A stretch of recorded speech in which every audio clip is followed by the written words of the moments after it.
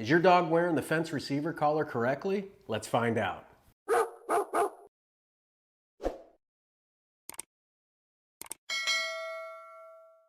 Hey folks, it's Adam with Outdoor Pet Solutions, and today we're talking about properly fitting your dog for the fence receiver collar. A properly fit collar for your dog is crucial for effective training and ongoing containment. The fence receiver collar has contact points here that are called probes, and these must maintain consistent contact with your dog's skin as they run around and enjoy the yard. If these become loose, you're going to run the risk of a correction not being delivered in the event your dog is distracted by something outside the yard. Sometimes I get phone calls from customers that are stating, hey, the dog isn't affected by the collar. And this is typically indicative of a collar that is too loose. Oftentimes I'll show up on a service call and the collar is swinging back and forth under the dog's neck like a Flavor Flav clock. And this is definitely not the correct way to fit your dog for the fence collar to be effective. So I'm going to walk you through how to properly fit your dog for the fence receiver collar. The receiver collar that comes in your OPS 1000 dog fence kit comes pre-installed with 1/2 inch long probes. These are good for short-haired dogs. If your dog has a thicker coat, you'll want to take advantage of the 3/4 inch long probes that are in the baggie, along with the probe wrench inside. If you need to swap out the probes on the collar, take the included wrench and you'll slide it over the top of each probe and just break it loose by turning it counterclockwise and then thread those off.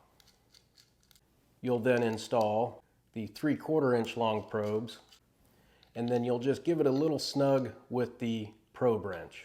These should be good for long-haired, thick coat dogs. If you happen to try these out and you're still not making decent contact, you'll want to give us a call and order the 1 inch long steel tips. These will make good contact for those really thick-haired dogs. Once you've picked out the length of probe that you plan on using, you're going to want to go ahead and fit it to your dog's neck. And I'm going to show you exactly how to do that now.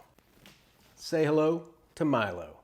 Milo has been trained to stay perfectly still so I can show you how to properly fit your dog for the fence receiver collar. The way a fence receiver collar is designed to ride on your dog's neck is very high and snug. Most leash collars are placed low and kind of loose on your dog's neck, and this is not the proper way.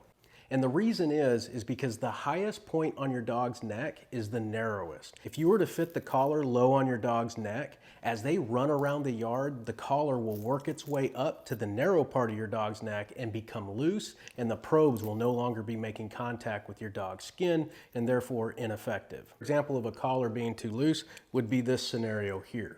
Notice it slides all the way down to the large part of the neck, the lower side, and as he runs around, it's going to be bouncing around and these probes are not making contact.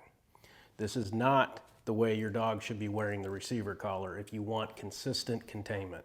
So the first thing you want to do is take the strap end of the collar and feed it through the belt buckle, just like that.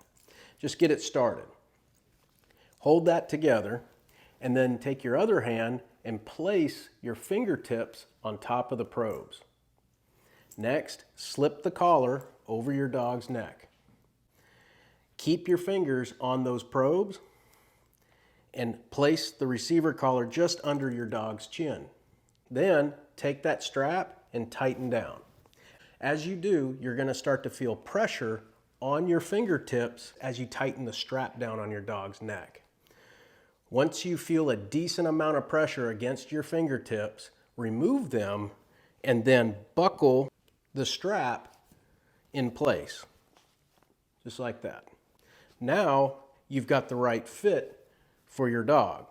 By keeping those fingers between the probes and your dog's neck ensures that you're not putting it on too tight, but it's snug enough to consistently keep contact with your dog's skin as they run around the yard. Once you've got that fit correctly, go ahead and just release the quick snap off the back. Just in case your dog's a puppy or may gain weight in the future, you'll want to leave a little bit of extra for him to grow into, but trim off enough so it's not a tripping hazard.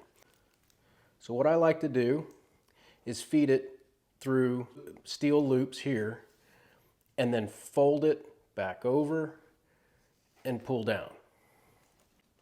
Then I'll trim this end off. This leaves you with plenty of growth in case your dog gains weight or gets bigger. Then you'll be able to just easily snap on your dog's neck each and every time he goes outside. And as long as you can still get the fingertips between your probes and his neck, you're good to go. If you're in the market for an underground dog fence, be sure to check out the OPS 1000. It's on sale now with free shipping. I'll put a link down in the description. And as always, thanks for watching. Goodbye.